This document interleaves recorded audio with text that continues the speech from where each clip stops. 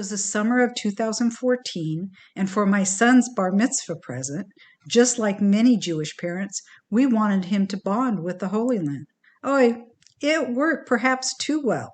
My husband had stayed back at the hotel, and our friends, my son and I, had just stopped in a pharmacy. Run to the bomb shelter, sweetie, please hurry.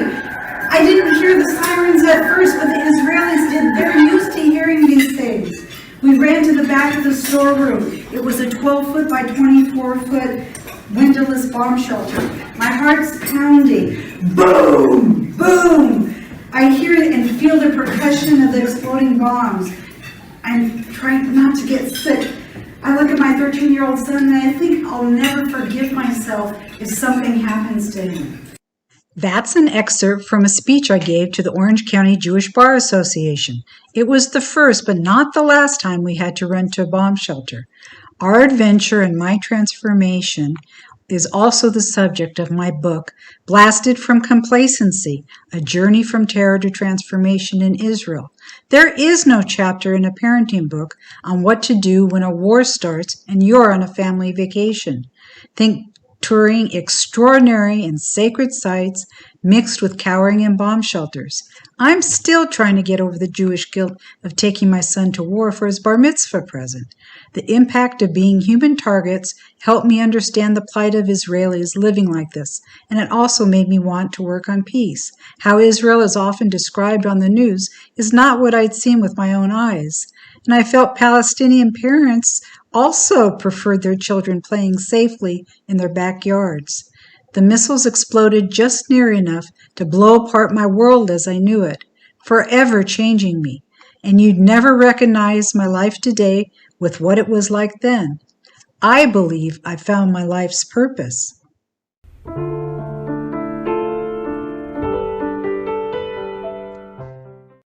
Hello, I'm Penny ST, and I'm the host of Peace with Penny. Today we'll be speaking with Yuval Ben David of EcoPeace Middle East. EcoPeace Middle East is a unique organization that brings together Jordanian, Palestinian, and Israeli environmentalists. Their primary objective is the promotion of cooperative efforts to protect their shared environmental heritage.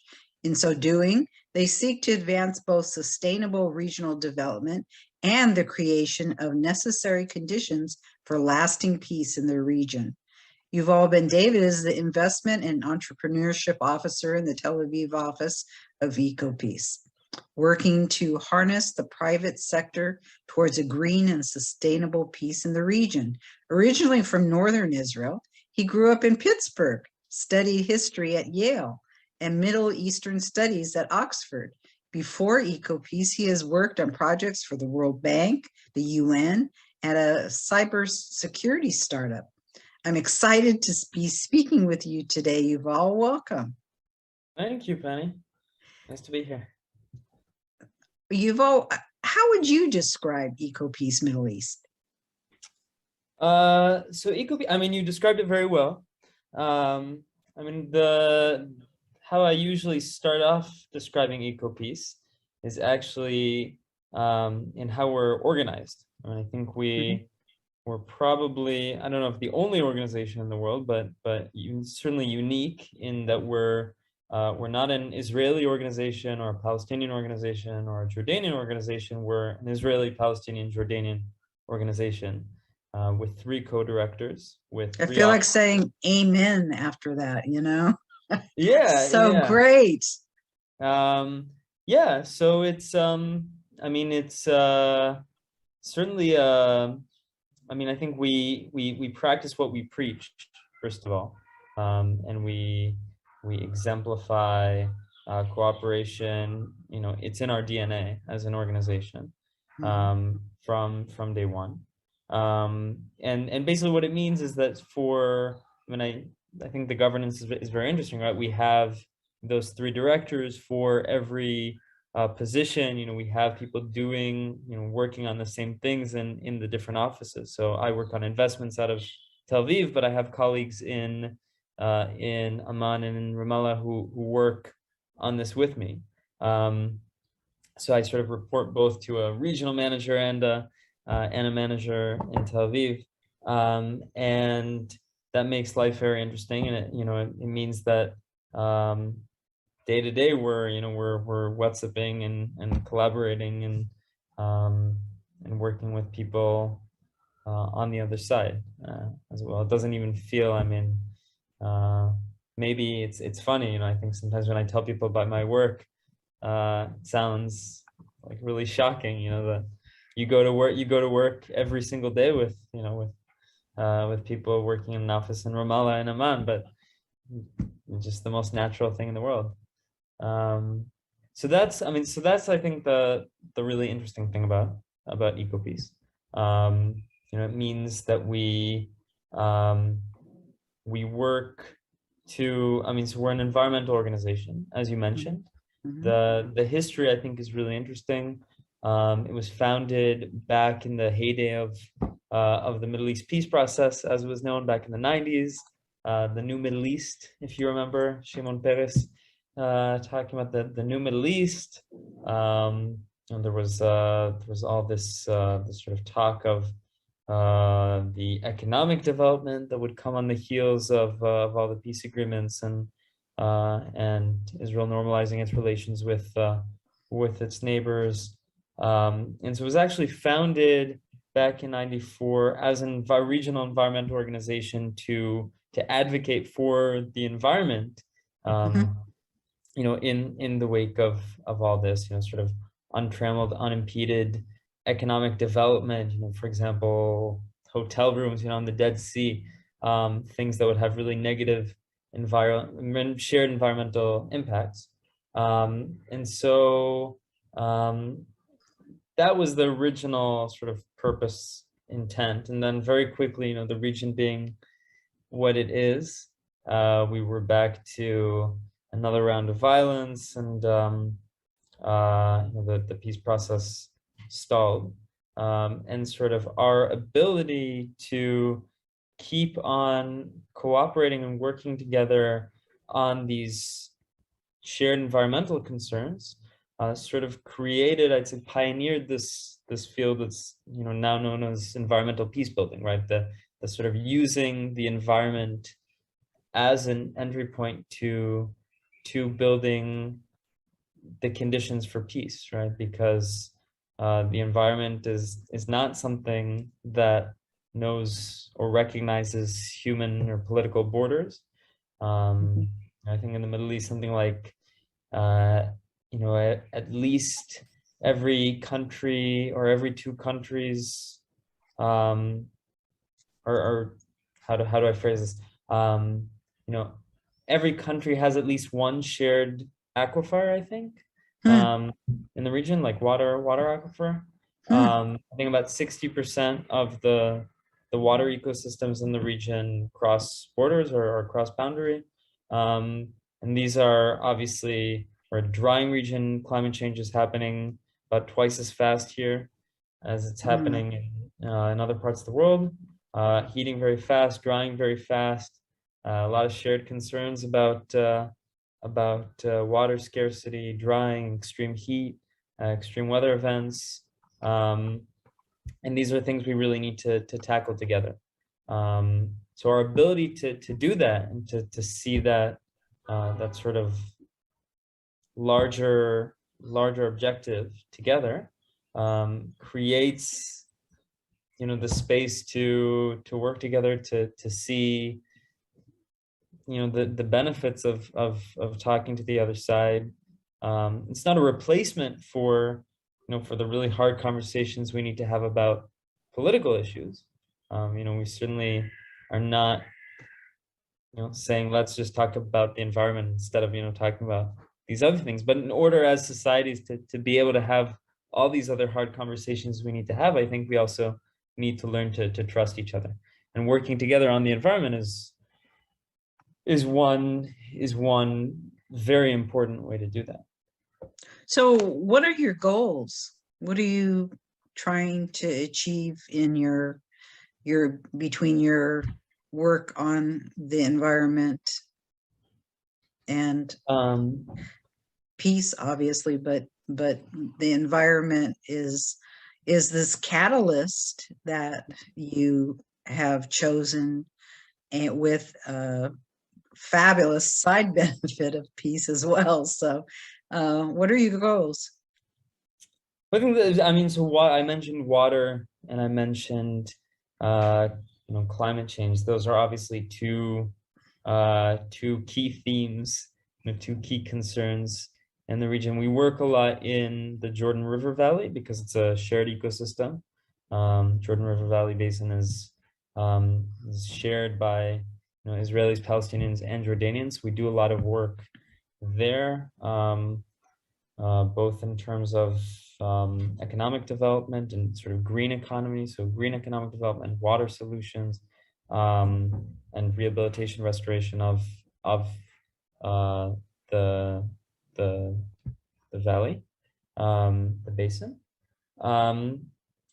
The organization now sort of has a big concept called the Green Blue Deal that we came out with a few years ago. And this is sort of big, let's say, the sort of driving agenda for a lot of what we've been doing as an organization. And the Green Blue Deal basically talks about, I mean, it takes, basically looks at climate change and, these different separate commitments that each country, that Israel, Jordan, Palestinian Authority, that we've all made to these international agreements, to these frameworks, that the sort of the changing the sort of the efforts we need to make in terms of mitigation and adaptation to climate change, and identifies the places where we can really cooperate. So there's basically 4 pillars to the Green Blue Deal, and one is sort of cooperation on adaptation in terms of water and energy security. So I can talk about that in a sec, sort of what we're doing there. 2 is also thinking about the politics of water, so advocating for renewed water allocations between Israelis and Palestinians. There's a history here back as part of Oslo. There was an allocation of what's known as the mountain aquifer, so the water resource shared by Israelis and Palestinians. And the Oslo Agreement, if you remember, was supposed to be a temporary agreement, right? So it was supposed to be just a temporary 5-year agreement, and then by the 21st century to have a final status agreement. And here we are, how many years later, over 2 decades later, and still no final status agreement. So a lot has changed on the ground in terms of demographic growth, in terms of Israelis and Palestinians' relative sort of advancements in water reuse, right, and desalination. So Israel gets, Israel is very, very good at reusing water for agriculture, in desalinating water. The Palestinians have been spending all that time under Israeli military occupation, and and haven't been able to make the same strides in terms of those technologies necessarily. So there's relative inequities, and we need to adapt the agreement to the current realities, because we're still sort of allocating water based on something that was signed back in in the mid-90s on the assumption that it would be just a temporary thing. So we do need to advance reallocations of water on a political level. We need to work, the 3rd pillar of this Green Blue Deal is about sort of impact investment in the Jordan Valley. So Jordan Valley is an underdeveloped region, relative or sub-region relative to the wider region. And we're really trying to drive investment in climate smart initiatives and promote sort of job development, job creation through things like food technologies, water technologies. I can talk about some of the work we're doing there because that's specifically what I work on. And then we also do a lot of work as part of this Green Blue Deal on promoting public awareness, right? Specifically with youth, right? So to do all these things, you need to get people to believe in them, to buy into them. So we sort of work both top down and bottom up, as we say. And this is really the sort of bottom up idea. So it's about building, future leaders, training future leaders in water diplomacy and the skills needed to talk about natural resource sharing and to really get people excited and to learn to trust and to sort of give them the tools to do that. So I can talk about it. Yeah. I was kind of wondering, with these different groups and with the youth, and do you give them some kind of conflict resolution tools to go over? So when they interact with one another, I mean, just getting, Israeli, Jewish Israeli and Palestinians speaking, even though they live right next to each other, the interactions aren't always there, or at least positive interactions aren't always there. So I'm curious, do you also tackle that so the learning together, the interactions go more smoothly? Is that an issue, or are the people who participate already over that? I don't think people are over it, and obviously, we, I think people come to our programs for different reasons. There's a lot of peace programs out there, and really, I think we try to foster skills beyond just sort of, we're not just doing sort of get to know people from the other side programs. Right. We really, and I think that is more effective in a way, because when people create things and, and learn about something, something else entirely together, much more effective than just sort of hashing out our problems with each other, our narratives. That's really important too, but that's not necessarily what we do, right? So one of the programs, for example, that I help run is it's called the Green Social Entrepreneurship Program. And what we do is we teach sort of entrepreneurship, startup 101 skills, if you will. And as part of this program, it's sort of a pre-incubation program, sort of the industry lingo for it. Basically, we're helping incubate new ventures, new startups in sort of the green economy field. Things around like fertilizers and bio waste, and they basically look at at the environmental issues in the region and try to tackle them through startups, and they do it together, right? So they create teams of Israelis and Palestinians and Jordanians working together. These are people who are in their 20s, 30s, come from all sorts of different backgrounds, and yeah, occasionally we'll have tensions because things on the ground are dynamic, right? So we had right now we've got a lot of tensions in the region, back in May with the Operation in Gaza, and sometimes that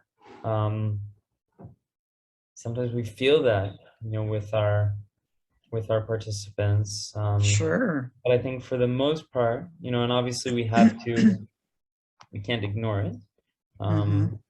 But really what we do is we create a space to talk about things that we care about, because we're not defined just by our being Israelis or Palestinians, right? I mean, the people who participate in these programs. I mean, we've got brilliant engineers from Palestine in this Green Social Entrepreneurs Program. Brilliant people from across the spectrum of Israeli environmental organizations, from people who've done. I think one of the participants, she had her own startup and went to Africa and worked on a solar startup there.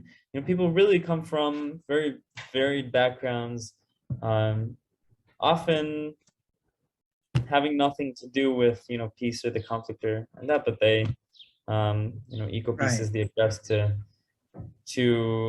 do interesting environmental work, and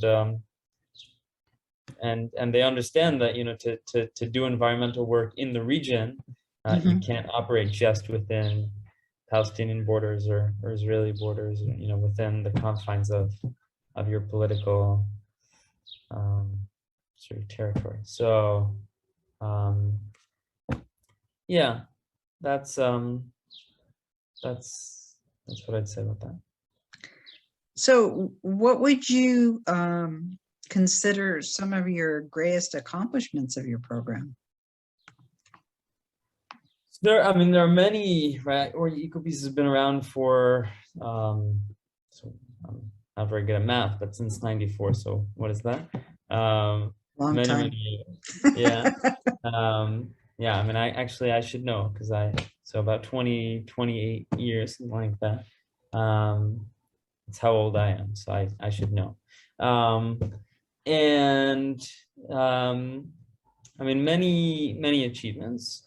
I think one of the ones that I always like to talk about, is a recent one, which is part of this Green Blue Deal. I mentioned sort of fostering, cooperation on adaptive capacities around water and energy. And one of the big headlines that came out of the region only in the past year is this big agreement signed between the Israeli and Jordanian governments around a water for energy exchange. So basically, Israel is going to give or sell desalinated water to Jordan, which is, I think, the second most water-stressed country in the world, and in return is going to get solar energy from Jordan, because Israel has committed, is not going to be able to meet its commitments to, on renewable energy, its commitments to Paris and Glasgow, just because it mostly doesn't have the land to, for all the solar energy that it needs to build. And Jordan has a lot of land, a lot of sun. And so there's this, we basically, this is modeled on the coal and steel agreement in Europe back in back after World War II between France and Germany, what was sort of the bedrock of today's EU.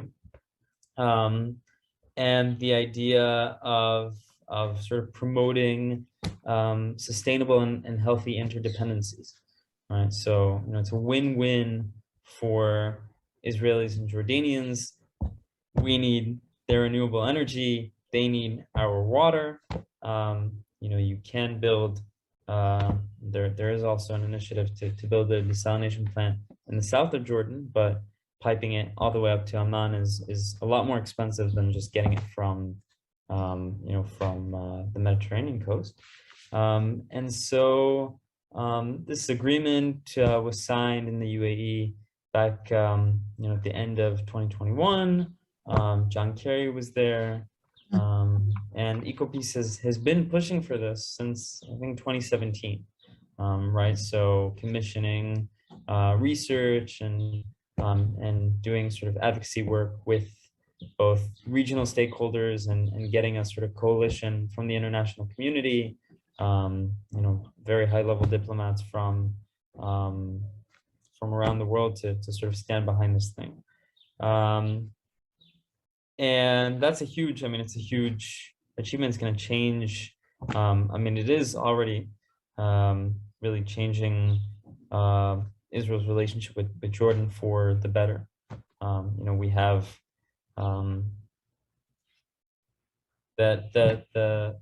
it's interesting, how water here is really rising to the top of the agenda, right? I mean, I don't sort of like the, personally, I sort of don't like, attaching security to everything, energy security, food security, water security. We don't need to securitize everything, but this is a region where, security matters, and water security is critical for Jordan. And energy security is critical for Israel. And we really need each other to succeed here and to adapt to both mitigate and adapt to climate change. So really creating a strong, I think a strong sort of foundation for many more years of further cooperation on this thing. This is just the beginning of of this water for energy exchange. I think it can grow to much wider scale, and we're working on that as well. Another sort of success of EcoPeace that I'll mention, just because I think it sort of exemplifies the way we work as an organization.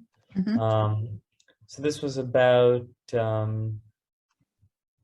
don't remember the exact year, but basically the international community, the World Bank, was trying to build the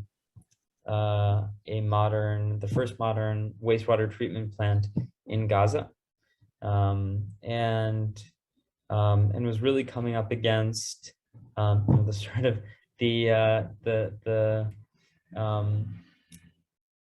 complexities of the region.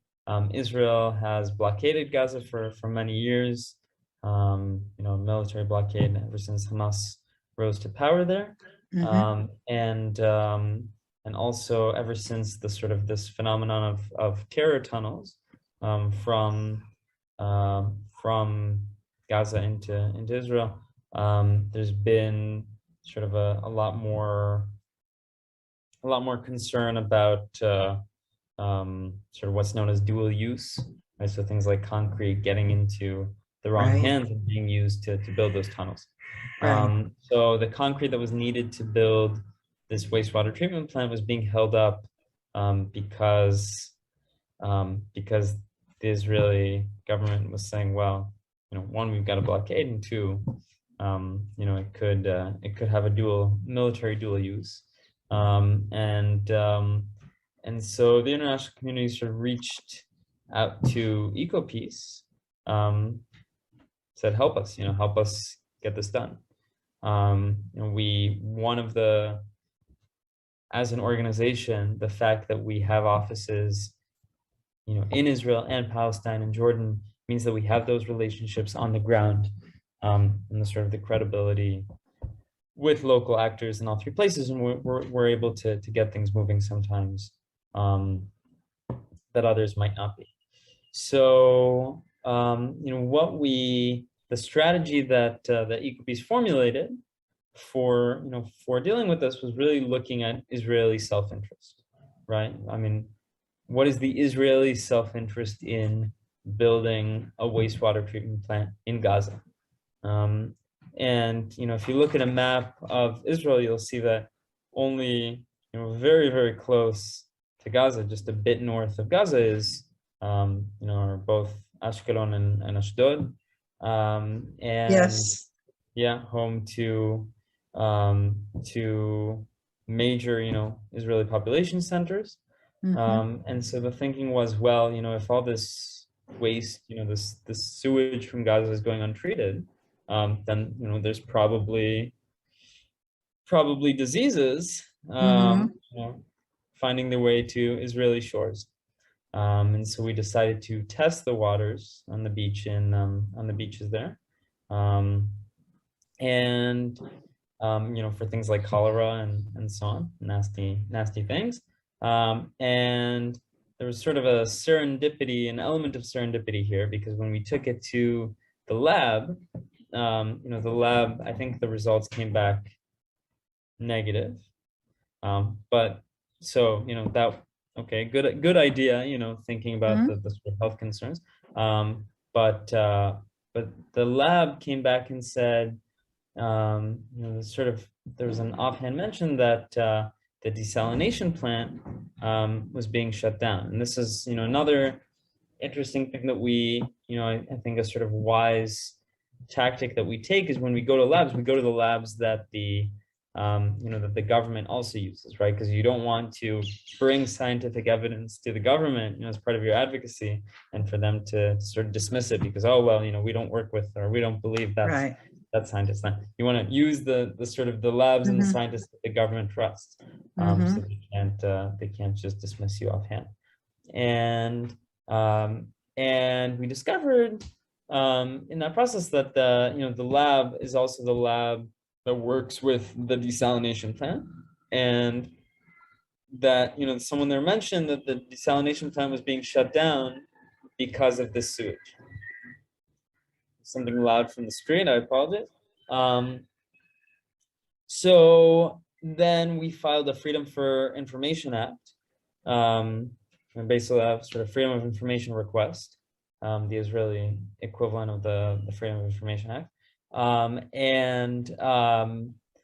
and discovered that yes, indeed, the desalination plant was shut down constantly because of this untreated sewage from Gaza, basically clogging it, shutting it down, getting into the system. And the desalination plant, I mean, this is the biggest one in Israel, I think, responsible for something like 15%. I mean, I don't Wow. of Israel's water supply. And got someone's And attention, huh? yeah. And so, I mean, then, I mentioned water security before. This is like seriously threatening Israel's water security. Mhm. All Mhm. right. So that's okay. So now we've got an argument, which is if you don't build a wastewater treatment plant in Gaza, all this untreated sewage is going to threaten Israel's water security. And what do you do with that argument, right? So and this is where the sort of the top down and the bottom up approaches come in, because the bottom up approach really is about building coalitions of of the public, of local communities who are impacted by this, to apply pressure on on political decision makers. And so this is where we started doing tours and community town hall events in the local community, and really explaining and working within the local community to sort of explain the health and water energy impacts of not building this wastewater treatment plant. And it resulted in a letter from all the mayors of from this, basically what's known as the the Gaza envelope, or the region around the area around Gaza, signing a letter to the prime minister, saying, advocating for building this this plant in Gaza, because it, not doing so, failure to do so, harms their constituents, Israeli citizens.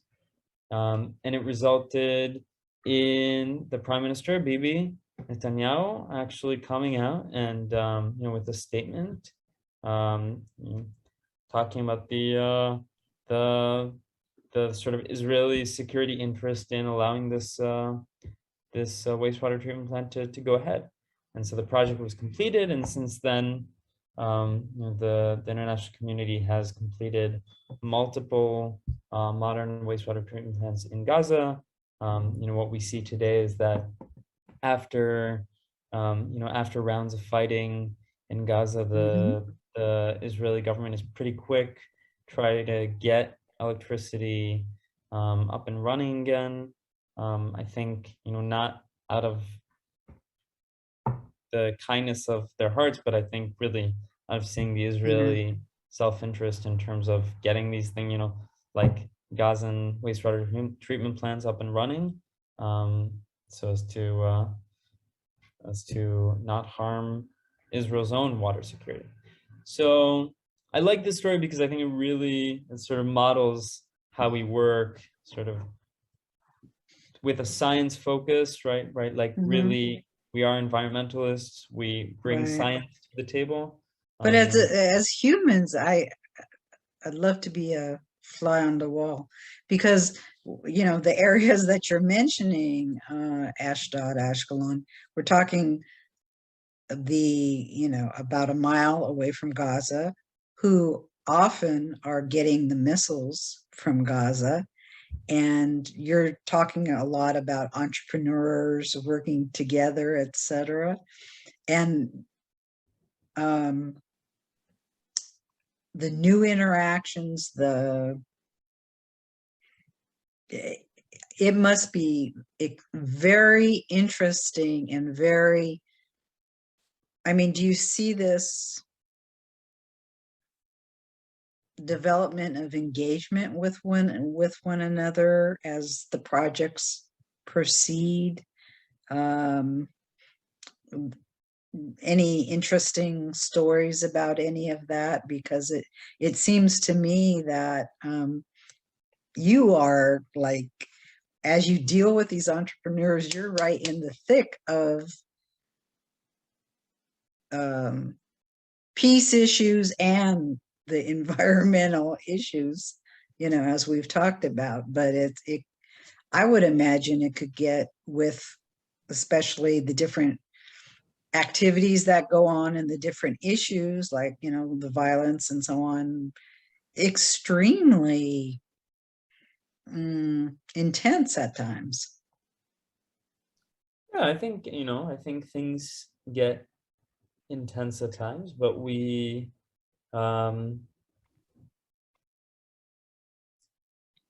EcoPeace has been around for all that time. We've got people at the organization who there's a guy in our Amman office who I think has been working with us 22 years. Really through the highs and lows of regional developments. And yeah, I think especially, you mentioned sort of entrepreneurs, what I work on. The nice thing about working with the private sector is that there's a higher goal, which is the profit margin. Is not to sound really cynical, but that's again, I think sort of it exemplifies this sort of trying to find win-wins, right? So we're not going to solve everything, but we're very solution oriented. Right. And so you're not going to find the panacea, the one big solution for everything.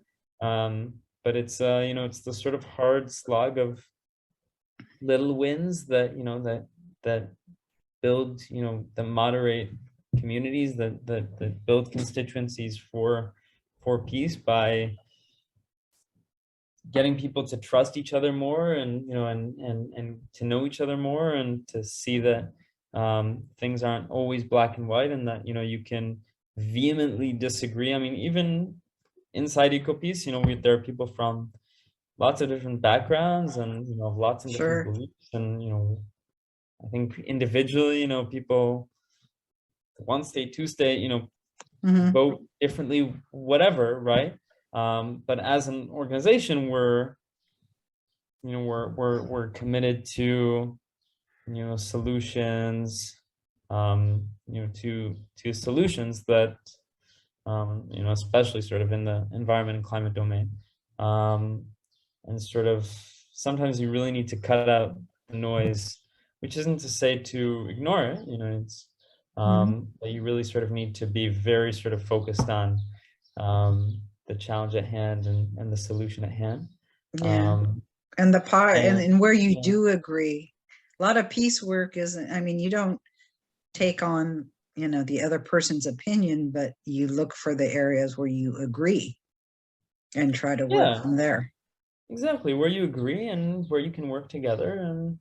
And I think also in terms of we all realize that the implications of not doing something, of inaction on climate and environment are really scary, and so it might be frustrating, might be annoying. It might be, you might need to grit your teeth sometimes to work with someone. But if you don't work with them and you don't tackle these issues, the environment, the climate crisis, the water scarcity crisis, they're not going to sit here and wait for us, to deal with our other shit, as they say. So that's what we do, and I think that's what works about EcoPeace, is that we are very solution oriented. It's really about seeing where there are the win-wins. Well, let's then talk about some of these projects that you're dealing with more specifically. Then we've talked about some of it. We've talked about the water energy. I mean, that's the agreement with Jordan. Okay. And we've talked How about the green social entrepreneurs? Is that? So that's, I mentioned that. I mean, it's it's basically a pre-incubation program. It runs about 5-6 months.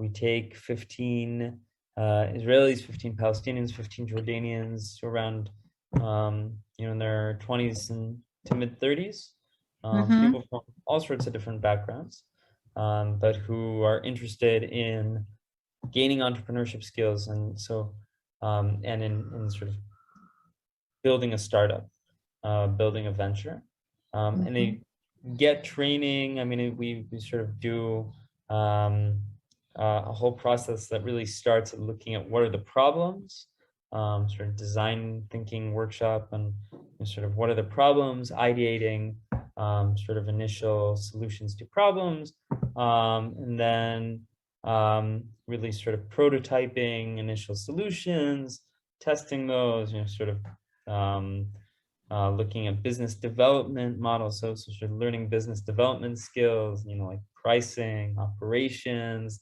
So they really get a survey of, like the skills you need to start a business. And sort of there's a learning component to it, and there's also a doing component, which is sort of forming these teams, learning to work together, getting mentoring and coaching. So we have, the picture that you have there is this event that we did in the Dead Sea in Jordan in February, and we brought all the participants. We brought guests, so we had guest judges from 3 different countries, from the Swedish embassy in Amman. 2 of our directors were there. I brought sort of a young serial entrepreneur, and someone from a high-tech company who works on corporate social responsibility. So they were our sort of special guests, and they came to judge. We had sort of a pitch night event, and they pitched their ventures, their projects to this jury, and and awards were handed out, and they got feedback, and we sort of do you remember what the top winner, what they were proposing, what they were trying to do?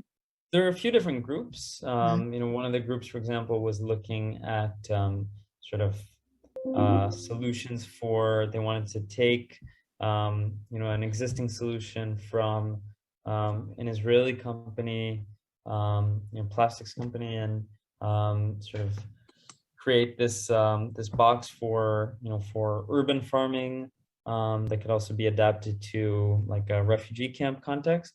So basically, sort of promoting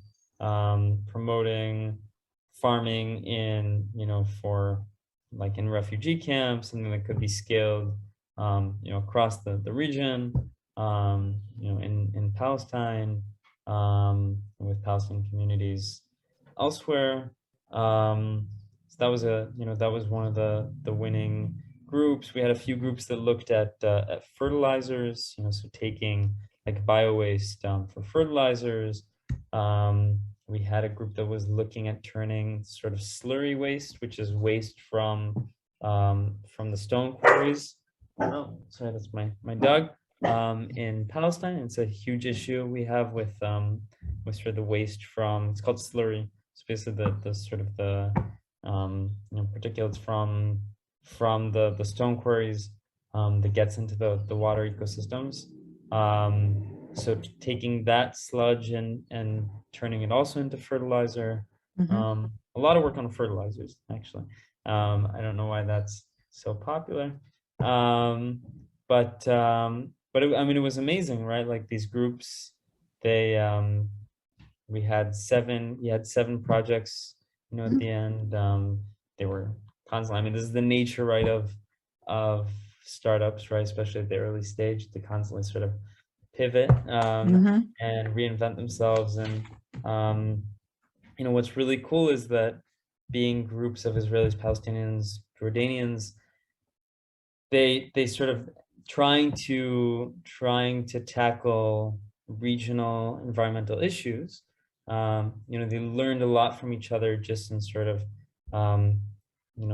okay, let's try to pilot this in Palestine. Okay, so then the Israelis are asking the Palestinian what he thinks about the sort of feasibility of this the rollout in specific market in in Palestine, and or they want to do the pilot in Israel. So then the Palestinians are learning from or asking the Israelis sorts of questions about the sort of the Israeli consumer and the Israeli market, and you sort of, as they're forming, thinking about like piloting a product or where they might pilot something, they're learning a lot about their lives and their context, and environmental concerns, and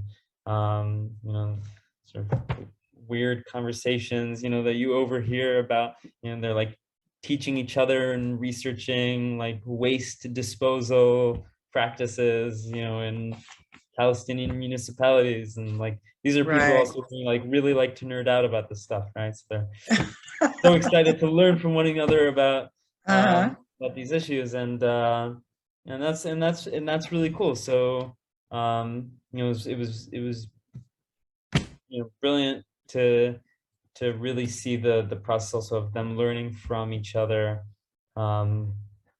as they're trying to create and think about sort of next steps, and iterating these ideas. And it was very challenging also because we had COVID, little thing, you might have heard of it, over in California. Just a bit. So how did that impact your projects? Well, they did most of the the program on Zoom or hybrid. So they got together, the Israelis got together, the Palestinians got together, the Jordanians got together, and they sat in in a group and sort of communicated via Zoom, and then, or they sat at home on their individual monitors and communicated via Zoom. And only for the last event were we able to actually hold it in person, physically, which was a real blessing. When was that? That was in February. Yeah. But yeah, I mean, we've obviously had to adapt. I think there's no replacement for in person, physically being together. I mean, there's just no replacement to it. As obviously, I think as an organization, we were pretty prepared. We were, because we're used to working across 3 offices. The whole sort of Zoom remote work thing was less of a shock. But in terms of programming, there's really no replacement to the sort of physical dimension. Has it provided any, the one good thing about all this zooming and online interaction is that usually there's an opportunity to expand your folks who get involved. Have you seen that at all as far as international participation in your projects at all? So I mean, the last slide I think you have Okay. Well, talks we're about that. gonna. Okay. One of the, if you want to share your screen again, but basically, you know, This. yeah, you know, so one of the sort of the physical in-person things that we do a lot of is taking people on tours, you know, whether it's school groups or teachers, or delegations of business people or diplomats, and, you know, all these things that, you know, when people were cooped up at home over, you know, during the COVID lockdowns, we weren't able to do. And so that got us thinking, you know, how could we replicate that virtually? And you know, one of our colleagues, sort of very entrepreneurial and techie personality, really spearheaded this project to create a virtual experience and we have 2 sites, but both in the sort of the Jordan River Valley where we work, and it's sort of you can think of it as a sort of a virtual tour. You can think of it as a sort of video game. You know, basically it's a metaverse experience. You enter this, I mean, it looks like this, sort of like a video game. You create an avatar, sort of an online virtual version of yourself, and you can experience, and one experience which is we really is about sort of the demise of the Jordan River, so about sort of environmental degradation and the effects of climate change on the ecosystem, and is really a sort of interactive way to learn about and to experience, you know, those issues. And then we created another experience that's really geared for, I think, slightly more mature audiences. So, you know, the first experience is something we can really bring to school groups, you know, really scale up our activities, especially now that everyone is so much more technologically literate, you know, and digitally native, and schools have, you know, really gotten a lot more comfortable with working with tools like this. And the sort of the other experiences we call it the 3 borders site. So it's 3 agricultural communities, you know, one in an Israeli kibbutz, a Palestinian village, and a Jordanian community. And there we talk about the sort of the also political dimensions of our water realities, the sort of trade-offs on water use, you know, issues around sort of wastewater treatment, and is really basically a way to take, you know, so we do programs, we do like tours for university students who are studying mediation or environmental issues. You know, we've done sessions with folks from Switzerland, from the US, to as part of, you know, classroom activities, to basically experience firsthand, you know, these issues, and there's sort of games within the site where they have to tackle and sort of reckon with some of these complexities.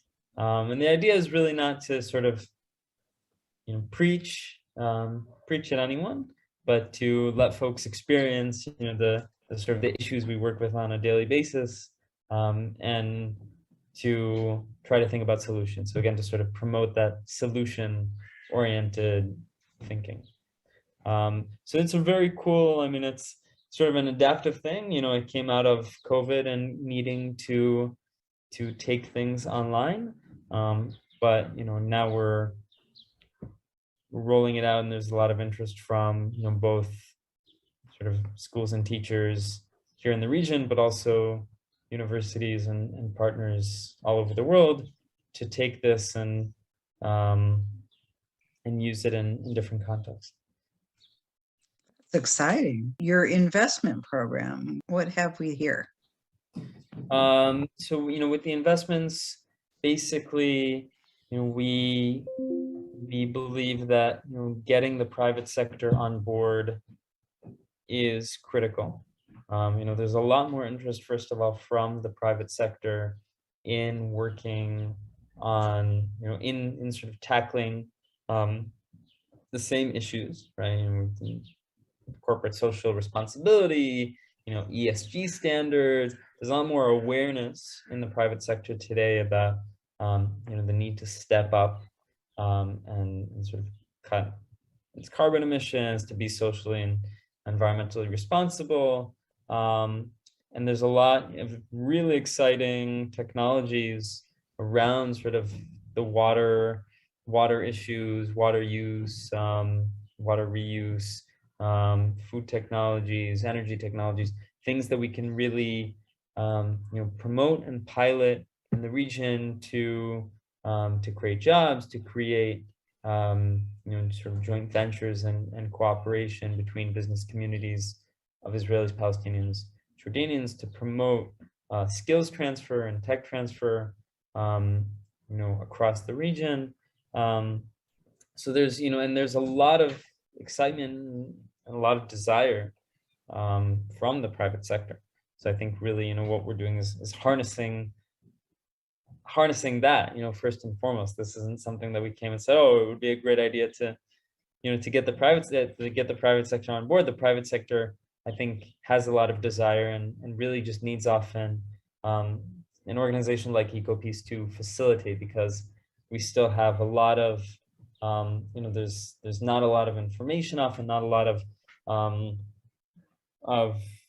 there's a lot of sort of hesitation, a lot of barriers, trade barriers to doing business. And so an organization like EcoPeace that has a presence in Israel, Palestine, and Jordan can often really be critical in sort of opening doors and facilitating contacts, and helping sort of reduce barriers and risks. So what we're doing is working with entrepreneurs from all three countries, and with investors both locally and internationally, and international financial and development organizations to promote pilots of all sorts of exciting projects, both in Jordan and Palestine. So things like solar farms and Yeah, I have to ask, what's the thing with the grasshoppers? It's giving me the creeps. Yeah. So this is something that I'm working on. Yeah. That's a regional project, right? So we have these sort of local pilot projects, and then we also have a regional projects. And there's an Israeli startup, a very, very, very cool Israeli startup called Chagol, which means grasshopper in Hebrew. And Chagol basically takes grasshoppers, which are one of nature's, if not nature's most efficient source of protein, and turn it into basically a powder for for use in all sorts of other food products. So it's what's known as a B2B company, right? For other companies. So I won't get into the specifics of why it's so great, but I will mention that it's kosher and halal. So actually, grasshoppers are okay to eat in both Islam and Judaism. They are they're really, really healthy, it turns out. And it turns out they also don't have, this isn't a taste like chicken situation. They're actually pretty neutral in flavor, and have all sorts of properties that make them a great addition to all sorts of other food products. Have a really long are shelf life. They're added for nutrition, Yeah, for or nutritional value, for protein, for and also for food companies add all sorts of things to, to color and to, for texture, and to bind things, and and there's all sorts of different uses for, for this product. I'll let the company speak for itself, so anyone who's interested should look them up. But it is, I have to say, I'm very, very convinced by what I know about it. And this other so I'll just mention, what we're doing with, photo. With Hargol is that we, they basically have a few different steps of, of farming. They have the sort of original breeding, initial breeding, and then the sort of fattening process. And they also grow feed for the grasshoppers. And basically the idea is, as part of the scale up, as part of their growth and scaling up their production capacity, to build farms in Jordan. So what we're trying to do is, help them write a business case and, for building these operations in Jordan, identified a Jordanian partner, and taking this to investors who are very interested. We've really had a lot of interest in this because it's not just a sort of nice regional cooperation story. It really makes a lot of business sense, and I think that's the thing here, is to to really identify also ideas that that have a business case, as well as to really find the sort of the business case in regional cooperation. So Awesome. yeah, so that's that's Chagol. That's a chickpea plant.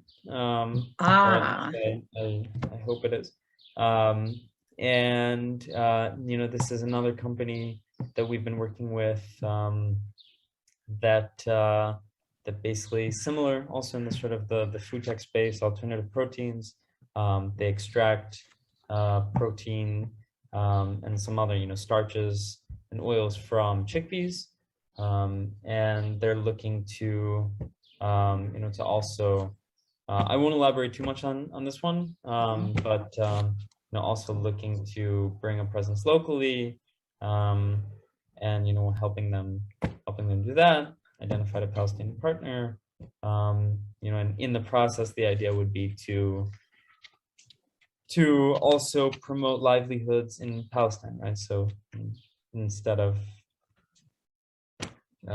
farmers elsewhere growing these chickpeas, right, to have Palestinian farmers grow the chickpeas, and before they grow the chickpeas, they'd be getting the skills and the sort of technologies to do it in the way the company wants, right? So sort of knitting this this public-private investment that would both promote skills transfer and tech transfer, and create sustainable jobs in the Palestinian agricultural sector.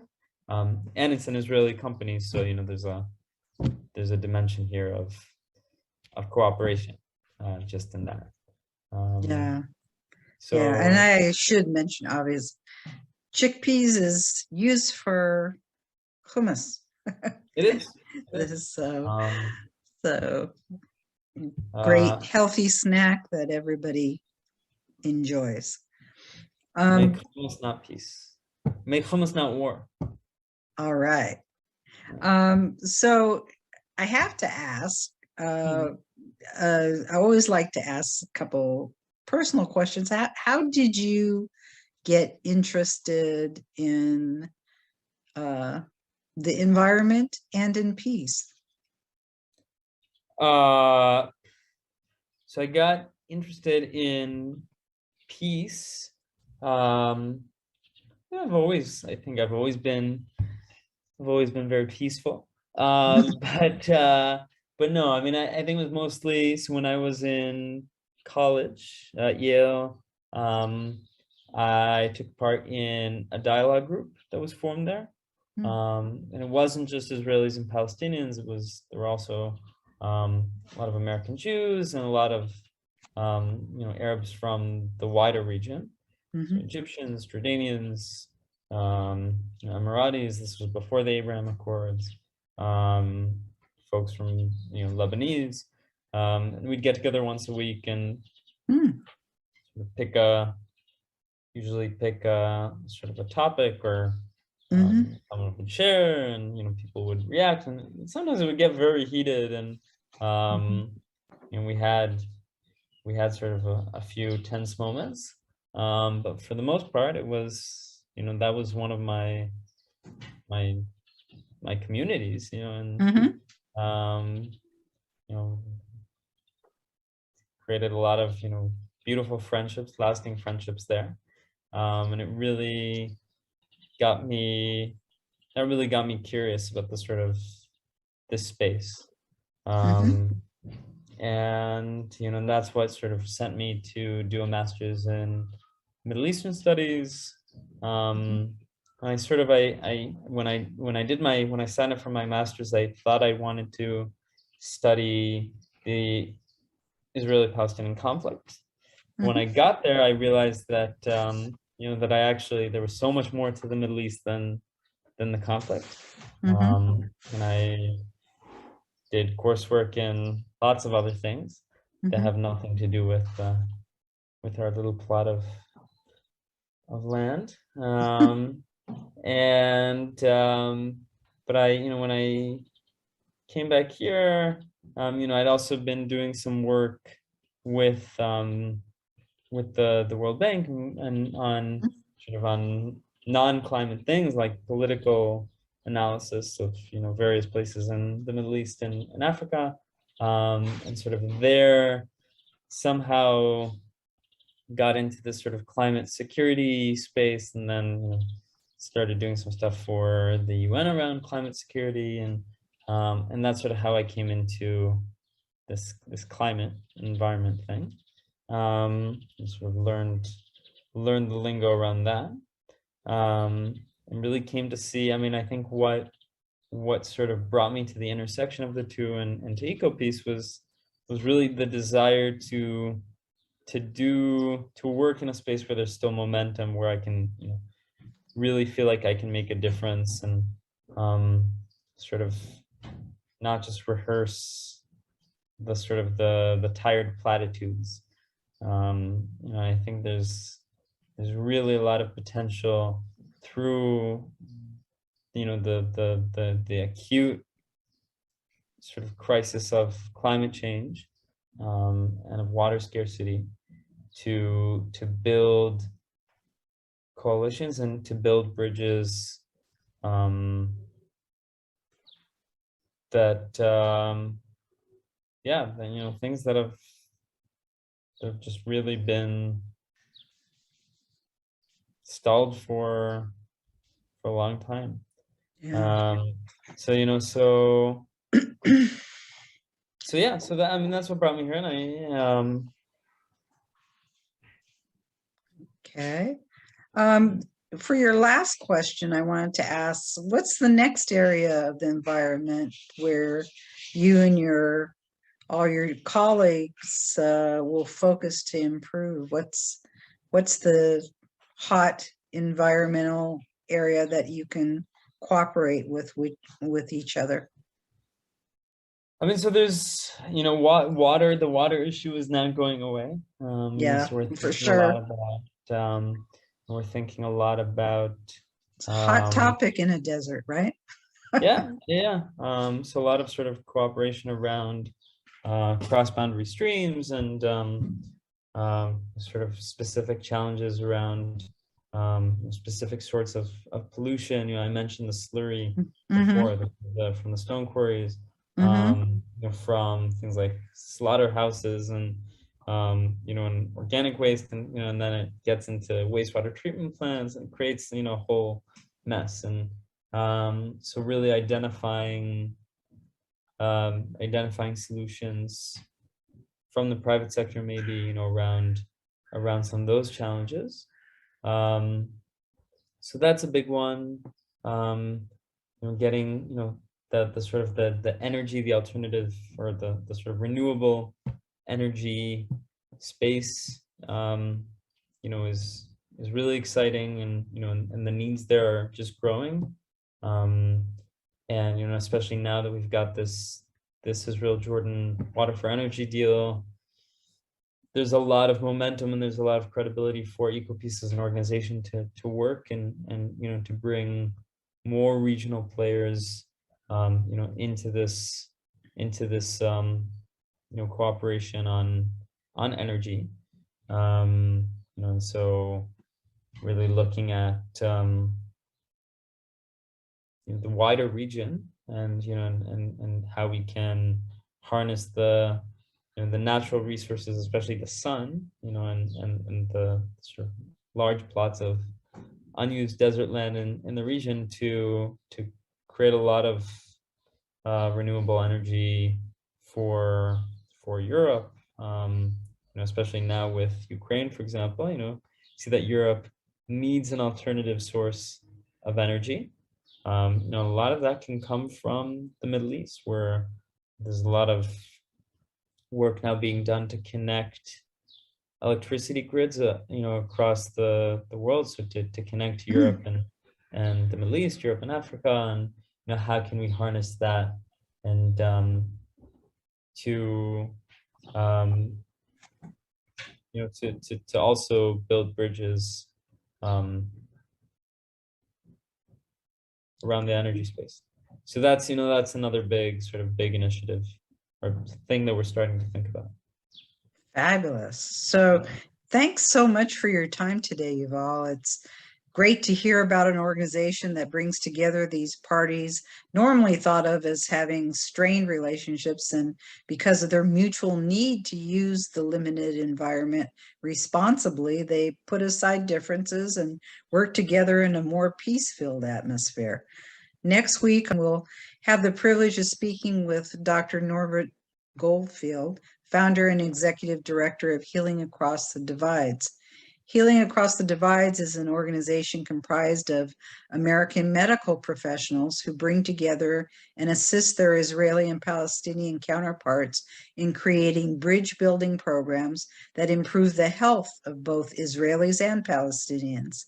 As you can see, many people are working very hard to improve the lives of Jewish, Arab, and Palestinian people in the Middle East, promoting cooperation.